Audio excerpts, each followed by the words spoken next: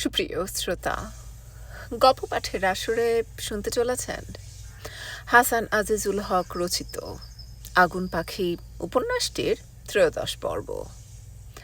আমি ওয়ারা করিম, সাথে থাকুন। গা যেতে এক কোষ পথটাও আর যেন ফুরুইতে চায় না। ওই গাড়িগুলো একটার পর একটা আসছেই। শয়রান থেকে আমাদের মোষের গাড়ি মাঠে নামাইতে সময় পাওয়াও যেছে না। মোষ দুটো ভয় পেয়ে ছুটে নামতে যেয়ে গাড়ি উল্টিয়ে যাওয়ার মতন হচ্ছে, আর রি রি করে বাঁশি বাজাইতে বাজাইতে জিপ গাড়ি বেরিয়ে যাচ্ছে। একটো পেরুইছে তো আরেকটো আসছে, কারাল নাই। প্রত্যেক গাড়িতে একজোড়া দুজনা করে সেই হুমদো মুখ গোরা সাহেব বসে আছে। কেউ হাসছে, কেউ হাত নেড়ে নেড়ে কথা বলছে, কেউ আমাদের বেপদ দেখে ভারী মজা পেয়ে খারাপ অঙ্গভঙ্গি করছে। এরকম করে কত গাড়ি যে গেল, কতবার যে মাঠে আমাদের নামতে হলো তার আর হিসেব নাই। এক কোষ রাস্তা মনে হতে লাগলো আর কোনোদিন শেষ হবে না। পেছু দিকে দূরে গাড়ি দেখলেই তরাস হতে লাগলো। হে সোরা, গাড়ি নামারে! বলতে বলতে গাড়ি চলে আসছে বাঁশি বাজাইতে বাজাইতে। কাছে এসেও যে জোরে আসছিল তা একটুও কমাইছে না। বোঝাই যেছে আমাদের গাড়ি রাস্তা থেকে সরাইতে না পারলে সব ভেঙে চুরে ওপর দিয়ে চলে যাবে। ছেলে মেয়ে নিয়ে আমরা মরে থাকলে ওরা একবার ফিরে তাকাবে না। পরের গাড়িটা হয়তো আমাদের লাশের ওপর দিয়েই চালিয়ে দেবে। এখন দেখছি শুধু গাড়োয়ানটি লয়, দূরে গাড়ি দেখলেই আমার ছেলে মেয়ে দুটি ভয়ে নীল হয়ে যাচ্ছে। একটো পার হচ্ছে, নিঃশ্বাস ফেলছি, আবার আরেকটো আসছে। সে যে কি বিভীষিকা হয়েছিল কোনোদিন ভুলবো না। শেষ পর্যন্ত গায়ে ঢোকার বাগদি পাড়ার ঢালটো এলে জানে যেন পানি এলো। মনে করি নাই যে ছেলে মেয়ে নিয়ে বাড়ি পৌঁছইতে পারবো। ছোট ভাইটি বাড়িতেই ছিল। তাকে এইসব কথা বলতেই বললে, তোমরা জানো না বটে, তোমাদের ওদিকে এখনো তো ওয়ারা যায় নাই, জানবে কি করে? এদিকে খুব উপদ্রব হচ্ছে। 3 কোষ দূরে শয়রানের পাশেই উষর বেড়ার ডেঙায় মিলিটারিরা অ্যারোডম করেছে। সরকার করে দিলে এলাকা। গরু ছাগল মুরগি এন্তার খেয়ে 6 লাভ করে দিচ্ছে। ই হুজুগে কত ব্যবসায়ী করছে গায়ের লোকে। তা করুক, কিন্তু শালারা জানে বাঁচতে দেবে বলে তো মনে হচ্ছে না। আজ তোমাদের গাড়ি ভেঙে চুরে দেয় নাই যে ভাগ্য ভালো। প্রতিদিন রাস্তায় কত বেদমজি ওয়ারা ঘটাইছে কি বলবো। গরু মোষের গাড়ি একটু দুটো তো প্রত্যেক দিন ভাঙছেই। কত শেয়াল কুকুর ছাগল গরু মোষ প্রত্যেক দিন চাপা পড়ছে। শালাদের জানে দুঃখ দরদ বলে কিছু নাই। সামনে রাস্তায় কিছু যে দেখলে একটু আস্তে চালা, তা লয়, একটুও কমাবে না। গাড়ি নিয়ে মানুষ সরতে পারলে ভালো, নাইলে সোজা এসে মেরে দেবে। তাহলে বলি শোনো, সেদিন মারলে একটা গাড়িকে, গাড়ি যেয়ে পড়লো রাস্তার পাশে গাবায়। একটা চাকা খুলে গড়িয়ে কোন দিকে চলে গেল। যে মনিষ্ঠ চালাইছিল সেও সিটকে কোথা যেয়ে পড়ল। এদিকে ডাইনের হেলে গরুটো যেটা গাড়ি টানছিল, তার একটা পা ভেঙে সে তখন গাবায় পড়ে আছে। তার গলায় লেগেছে গলান্দির দড়ির টুসি। জোয়াল উঠেছে আসমানে। কিছুতেই গলান্দির দড়িটো আমি আলগা করতে পারলাম না। গরুটোর চোখের দৃষ্টি কি, রক্ত বেরিয়ে এলো গো চোখ দিয়ে। হাতে ছুরি কাটারই কিছু নাই, দড়িটো কেটে দিতে পারলাম না। গরুটো ছটফট করতে করতে নিস্তেজ হয়ে শেষে মরে গেল। জ্ঞান হয়ে মনিষ্ঠর কি কাঁদন। কথা শুনে ছোট বোনটি বললে, খালি ও কথা লয়, ও আড়ালিকিনি এখন গায়ে ঘরে ঢুকছে। যা মনে হচ্ছে তাই টেনে নিয়ে চলে যাচ্ছে। সেদিন তোমাদের বললাম না, গা ধোবো বলে ঘাটে গিয়েছি। গা ধোয়া হয়ে গিয়েছে, গামছাটো নিংড়ুতে নিংড়ুতে উঠে আসছে। এমন সময় পেছু থেকে শীষ দেবার আওয়াজ শুনে যেই ফিরে তাকিয়েছি, দেখি একজনা লাল মুখ সাহেব পুকুরের ওপারে দাঁড়িয়ে একটা ছবি তোলার কালো বাক্স আমার দিকে তাক করে আছে। তাই দেখে আমি ছুটে মুটে বাড়ি এসে মাকে সব বললাম।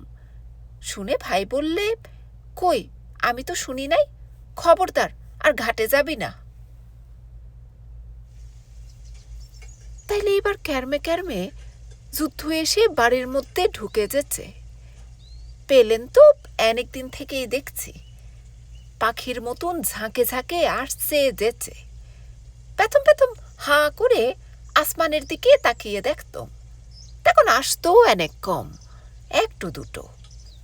গুড় গুড় করে আওয়াজ হতো, মেঘের আওয়াজের মতনই, কিন্তু মেঘ তো লয়। আকাশে মেঘের বংশ নাই, মেঘ ডাকার আওয়াজ আসবে কোথা থেকে?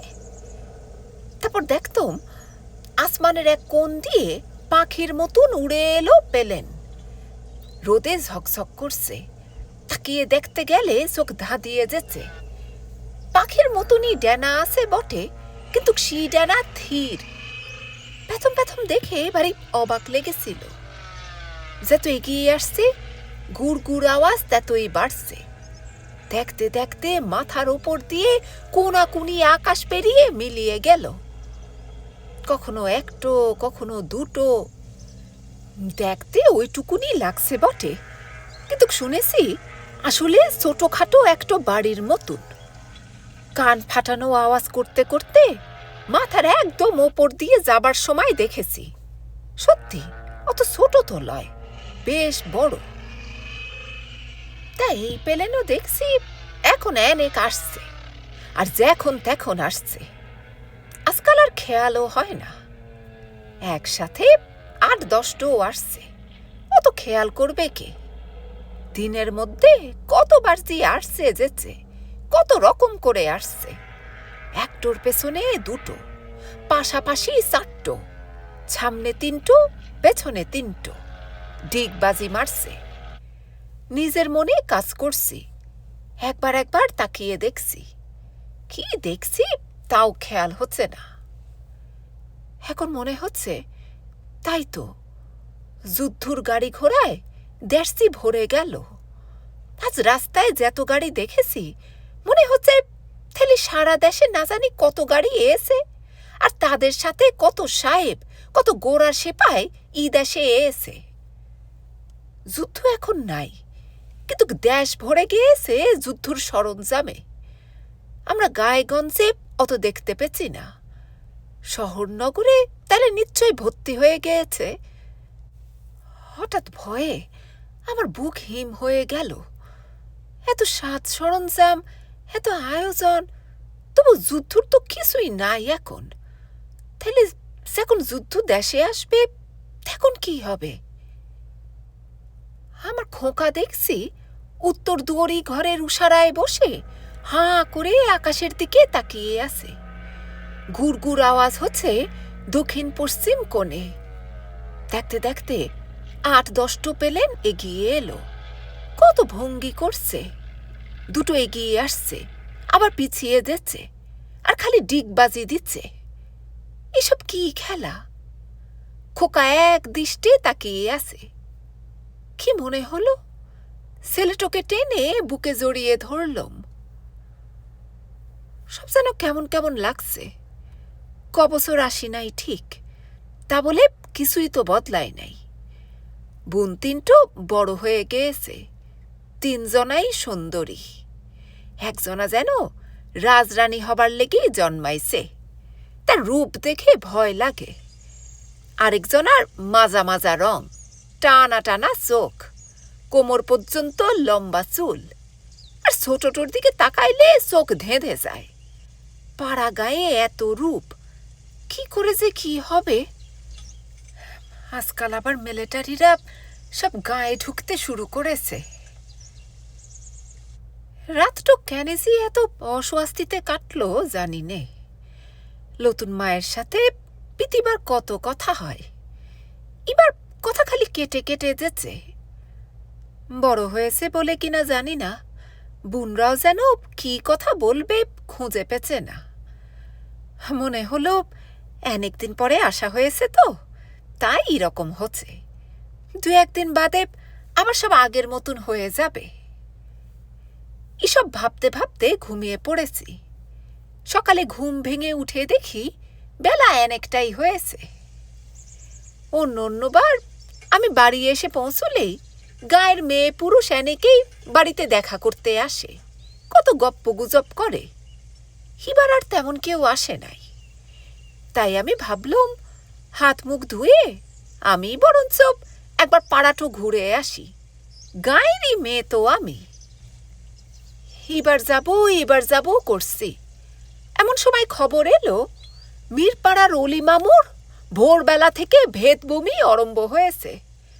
শুনে হাত পা ঠান্ডা হয়ে গেল। স্বপনেও ভাবি নাই ছেলে মেয়ে নিয়ে বাপের বাড়ি আসব, আর এই মহামারী রোগ ই গায়ে আরম্ভ হয়ে যাবে। 2-3 বছর বাদে বাদে এই রোগ দুটি, ভালো কথাই বলে কলেরা আর বসন্ত, লোকে এমনি বলে পেট নামা নামুনে, আর মা শেতলার দয়া। এই রোগ দুটো আসবেই, কেউ ঠেকাইতে পারবে না। আর যে বছর আসবে গাঁকে গা একদম উজাড় হয়ে যাবে। গেল 2-3 বছর কেন জানি না ভুলেছিল, আর এখন আরম্ভ হবি তো আমার বাপের বাড়ির গাঁয়েই শুরু হয়ে গেল। এই সকালবেলাতেই অলি মামুর খবর পেলাম। সময় তো বেশি নেবে না, হয়তো বৈকাল বেলাতেই শুনবো অলি মামু আর নাই। শুনে অবধি নিজের কথা ভাবছি না, কিন্তু ছেলে মেয়ে কারুর যদি কিছু হয় তাহলে কর্তার কাছে কি জবাব দেব? এই জায়গায় কর্তার কাছে কোনো মাপ নাই। কেন তুমি সাথে সাথে ফিরে এলে না? যা হবে আমার চোখের সামনে হবে। আর কোনো কথা সে শুনবে না। মাকে বললাম, হো মা, আমার যে খুব খিদে বিদি লাগছে। এই কথা শুনবার পর থেকে আমি যে কিছুতেই থির থাকতে পারছি না। মায়ের বুদ্ধি যে কি ঠান্ডা। আমার কথা শুনে বললে, মা, ছেলে মেয়ে নিয়ে তুমি কালই বাড়ি ফিরে যাও, যার ধন তার কাছে যাও। এই কথা আমিও ভাবছি। দিন ভালো হলে আবার আসবে। তোমার ভাইকে বলছি কালই দিয়ে আসুক তোমাদের। চলে যাব শুনে বুনরা কাঁদতে লাগলো। সারা বছর তারা বসে থাকে, কখনো বছরের পর বছর ইন্তজার করে থাকে কবে তাদের বুনপো বুনসিরা আসবে। তাদের নিয়ে কি কি করবে তারা খুঁজে পায় না। আর এবারই আজ এসে কাল তাদের যেতে হবে। বৈকালের মধ্যেই খবর পাওয়া গেল মীরপাড়ায় আরো 2-3 জনার পেট নেমেছে। রোগটি ওলা উঠোই, আর কিছু লয়। মুন্সিপাড়াতেও একজনার শুরু হয়েছে। যে এইসব খবর আনতে গিয়েছিল সে আমার এক বোন। কথায় কথায় বলেছে মহামারীর খবর পেয়ে বড়বাবু ছেলে মেয়ে নিয়ে কালই আবার শ্বশুরবাড়ি ফিরে যাবে। তাই শুনে শিপাড়ার এক বাঁজা বউ বলেছে, ওলা উঠোর কথা শুনে তোর বোন পালাইছে। ছেলে পিলে যেন আর লোকের নাই। জম যদি একবার চেনে সেখানেই যাও, পেছু পেছু যেয়ে ধরবে। সি সি, এমন কথা কেউ বলে? কথাটা শুনে যে কি দুঃখ হলো জান আর জানে থাকছে না। দুনিয়ার সববারই বুকের ধন ভালো থাকুক। সি সি, এ কি কথা? আমার ছোট বোনটো ভারী রাগী, ভারী তেজি। সে বললে এখনই সে মুন্সিপাড়ায় যাবে ঝগড়া করতে। বহুত কষ্টে তাকে সামলালম। তিমি সাঁঝবেলাতেই খবর পাওয়া গেল অলি মামু আর নাই।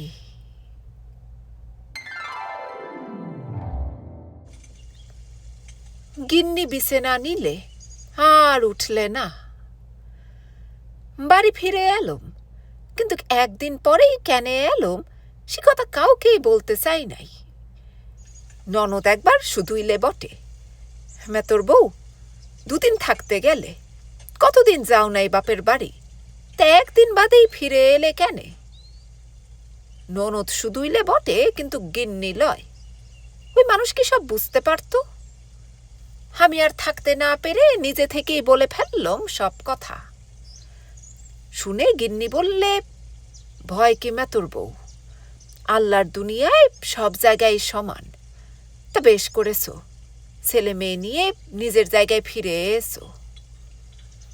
কর্তাও শুনে তেমন কিছু বললে না, খানিক চুপ করে থেকে শুধু বললে, ভয় পেয়ে কি কিছু হয়, সাবধান হওয়া দরকার। ঠিক কথা, হিন্দুদের মা শেতলালিকিন যুবতী নারী, গায়ে তার পুজো হয়, তাইলেও সে কি কথা শোনে? আর মুসলমানদের ওলা বুড়ি নিজের নোংরা কাপড়ের পুঁটুলিটো নিয়ে গুট গুট করে মাঠ ঘাট পেরিয়ে হেঁটে আসবে। ওই কুঁজো বুড়িকে এক লহমার লেগে কেউ থামাইতে পারবে না। আসতে অনেক সময় লাগতে পারে, মনে হবে বুড়ির বুঝি পা ভেঙে পড়ছে। এবার বুড়ি মাঠের মধ্যে মরা শুকনো ক্যাকড়ার খোলের মতন পড়ে থাকবে। তা লয়, সে ঠিক এসে গায়ে ঢুকবে। এবার এমন রোদ, এমন গরম, একদিনও বৃষ্টি হয় নাই। আমের বোলগুলো সব শুকিয়ে গিয়েছে, বড় বড় পুকুরের পানি শুকিয়ে খালি কাদা পানি আছে।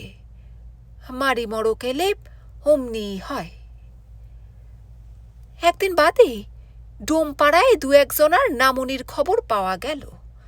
তারপর 2 দিন কি 3 দিন পেরোয় নাই, সারা গায়ে ওলা উঠো ছড়িয়ে পড়লে। অনেক রোগের মতন এই রোগেরও চিকিৎসার কোনো বালাই নাই। তা সময় নেবে না, ভাবতে দেবে না, শোক করতেও দেবে না। এক বাড়িতে একজনা মরল, তার দাফন কাফন শেষ হতে না হতে আরেকজনা মরল। পাশাপাশি বাপ আর বেটার লাশ, নাইলে মা আর মেয়ে, না হয় 2 বোন 2 ভাই। এমন অবস্থা, দাফন কাফন করবে কে, কবর খুঁড়বে কে? হিন্দুদের মরা হলে 5 কোষ দূরের শ্মশানে পোড়াইতে নিয়ে যাবে কে? সবাই কি করে পাওয়া যাবে? ভোর রেতে ভেদ বমি আরম্ভ হলো, দিনটাও গেল না, সাঁঝের আগেই শেষ। পানির মতন দাস্ত হচ্ছে, আর চাল ধোয়া সাদা পানির মতন বমি হচ্ছে, একবারে থামাথামি নাই। সে তো ভেদ বমি হচ্ছে, রুগীর তেতো লাগছে পিয়াস। ও সে কি পিয়াস, দুনিয়ার পানি এক চুমুকে শেষ করবে। এমনি করে করে দুপুরের পর থেকেই নেতিয়ে পড়বে, জের বার হয়ে যাবে, হাত পায়ের আঙুলে খাল লাগবে। চিকিৎসে মিকিৎসে বাদ দিয়ে তখন একটুই কাজ, মত আসার আগে পর্যন্ত কি করে রুগীকে একটু আরাম দেওয়া যায়। একজনা পাখা করে, বাতাস দেয়, আরেকজনা হাতে পায়ের আঙুল টেনে টেনে সোজা করে। শেষকালে রুগীর গাল বসে যায়, চোখ কোটরে ঢুকে যায়, রুগী চোখে দেখতে পায় না। তারপর সূর্যও ডোবে, রুগীও চোখ বোঝে। 4-5 দিনের মধ্যে বাগদিপাড়া, মুচিপাড়া, বাউরিপাড়া পেরিয়ে এসে বামুনপাড়া, আগুরিপাড়া, তিলিপাড়ায় ঢুকে পড়ল ওলা উঠো। মুসলমান পাড়াতেও ঢুকলে, তবে একটু দেরিতে। সে যে কি হতে লাগলো, উরি বাপরে! প্রত্যেক দিন 1, 2, 3 করে যেতে লাগলো। তাহলে কি কেউই বাঁচবে না? আমি কেন বাপের বাড়ি থেকে ছেলে মেয়ে নিয়ে পালিয়ে এলাম? বাজা বউটির কথাই সত্যি, জম পেছু পেছুই আসে, যাকে চেনে তাকে ধরে বেঁধেই নিয়ে যায়। এই বিপদে কর্তার মাথা কিন্তু একই রকম ঠান্ডা। সে বাড়ির ভেতরে এসে বললে, মা, কেউ যেন না ফুটনো পানি খায় না, এ রোগ মাছিতে আনে, খাবারের ভেতর দিয়ে আসে। খাবারের ভেতর দিয়ে না গেলে কিছুতে এ রোগ হবে না। না ফুটনো পানি 1 ফোঁটা কেউ খাবে না, বাড়ির বাইরে কেউ কিছু খাবে না, সব খাবার ঢাকা দিয়ে রাখো, বাসি আর ঠান্ডা খাবার সব ফেলে দাও। কর্তা যা যা বললে গিন্নি ঠিক তাই তাই করলে। বাড়ির কারুর সাধ্যি হলো না জীব তার একটি কথা অমান্য করে। গায়ের ভেতরে পাড়ায় পাড়ায় যে কর্তা এই কথা সবাইকে বললে বটে, কিন্তু কে শোনে কার কথা?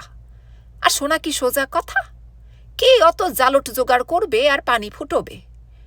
একটুখানিক পানিতে আর কি হবে? টিউবকলের পানি, পুষ্কারি তো রয়েছে, ও খেলে আর কি হবে? এই মনে করে লোকে পানি খেছে। ঢাকা ঠান্ডা খাবার তো আকসার খেছে। খাবার কি সস্তা? ফেলে দেবে কেন? খেয়ে ফেলছে। কিন্তু কি বাড়িতে কর্তা এমনই করলে যে ও সব করার কোনো উপায় থাকলো না। 10-15 দিনের মধ্যে গায়ের অনেক লোক মরল। হাড়িপাড়া, বাগদিপাড়া, মুচিপাড়ায় বেশি, ভালো হিন্দু পাড়াতেও অনেকে গেল। মুসলমান পাড়া থেকেও 4-5 জনা দুনিয়ার মায়া কাটাইলে। 2 সপ্তাহ বাদে একদিন খবর পাওয়া গেলে হারামজাদি বুড়ি ওলা বিবি কাপড়ের পুঁটুলে নিয়ে ঠিক জুস্কি বেলায় পূব দক্ষিণ কোনাকুনি মাঠ পাড়ি দিয়েছে। ঝাঁটা মার, আবার কোন গায়ে ঢুকে গা উজাড় করবে কে জানে। কদিন মুসিবতের শেষ ছিল না। কেমন করে দিন যে ছিল, কেমন করে রাধা খাওয়া হচ্ছিল সে আর কি বলবো। ছেলে মেয়ে খেলা ভুলে গিয়েছিল, খাওয়া ভুলে গিয়েছিল, ঘুমনো ভুলে গিয়েছিল। আমরা মায়েরা তাদের মুখের দিকে তাকিয়ে থাকি, ইয়াদের মধ্যে কেউ কি যাবে? তার এগু যেন আমি যাই। এরকম বুক বুকুনি করে দিন গিয়েছে, রাত গিয়েছে, কোনো দিকে মন ছিল না। বুড়িমাগি গা ছেড়ে গেলে এখন মানুষের খেয়াল হলে গায়েরই কি দশা হয়েছে। বেদনের কাপড় মিলছিল না তো অনেকদিন থেকেই। বৌঝিরা আর কেউ কারুর বাড়িতে আসে না, বাড়িতেই থাকে। খুব দরকারেও পাড়ার রাস্তায় আসে না। পরনের কাপড়ের এমনই দশা জি আর বাড়িতে বেড়াইতে যাবে কি, একবার রাস্তায় বেরুবে কি। বাড়ির মধ্যে বাপ ভাইদের ছামুতে বেরুইতেই শরম লাগে। দিনের বেলাতেই কারুর গলা শোনা যায় না, আর রাত লাগলে তো কথাই নাই। খেলাধুলো বন্ধ, সাঁঝবেলাতেই নিঝুম রাত, কোথাও কোনো সাড়া শব্দ নাই। গা যেন আদার কোকাপ। কোনো বাড়িতে একটি আলো দেখা যায় না। কেরাসিন একদম গরমিল। মাথা খুললেও একটি ফোঁটা কেরাসিন পাবার উপায় নাই। গায়ে 2টি মুদির দোকান আছে, 2টি বন্ধ। কি বেচবে তারা? দোকানে কিছুই নাই। নুন নাই, তেল নাই, চাল নাই। আস্তে আস্তে সব গরমিল হতে লেগেছে। আমাদের বাড়িতে 2টো হ্যারিকেন ছিল। একটোকে ঘিরে ছেলেমেয়েরা সবাই গোল হয়ে বসে শোরগোল করে পড়ত, আর একটো কর্তার ঘরে দিয়ে আসা হতো। সে হ্যারিকেন 2টো এখন কেরাসিন বিহনে জ্বালানো হচ্ছে না। ভাগ্য ভালো, দিঘির ঢালু ঘেঁষো পার্টতে রেড়ি গাছ লাগানো হয়েছিল, খুব রেড়ি হয়েছে। সেই রেড়ি ঘানিতে ভাঙিয়ে রেড়ির তেল পাওয়া গিয়েছে অনেক, তাই দিয়ে পিদিম জ্বালানো হচ্ছে। 1 গাদা মাটির ছোট ছোট পিদিম কেনা হয়েছে, আর কেনা হয়েছে 4দিকে 4টো মোটা কাঁচ লাগানো লণ্ঠন। পিদিম জ্বালিয়ে ওই লণ্ঠনের মধ্যে রেখে হ্যারিকেনের কাজ চালানো হচ্ছে। রেড়ির তেলে চুবনো তেনার পোলতের পিদিমে আর কতটুকুন আলো হবে? ঘরের এক কোণে কোনো মতে মিটমিট করে জ্বলে। লণ্ঠনের ভেতর রাখলে আলো একটু বেশি হয়, একটু বাতাসেই নেবে না। ওই আলোতেই ছেলেমেয়েরা পড়া পড়ছে। এমন করে আর কতকাল? একদিন রেতে কর্তাকে বললাম, যুদ্ধ কি এবার একটু একটু বুঝতে পারছো তো? প্রথমে দেখলে মানুষের পরনের কাপড় নাই, এখন দেখছো একটি একটি করে জিনিস গরমিল হচ্ছে।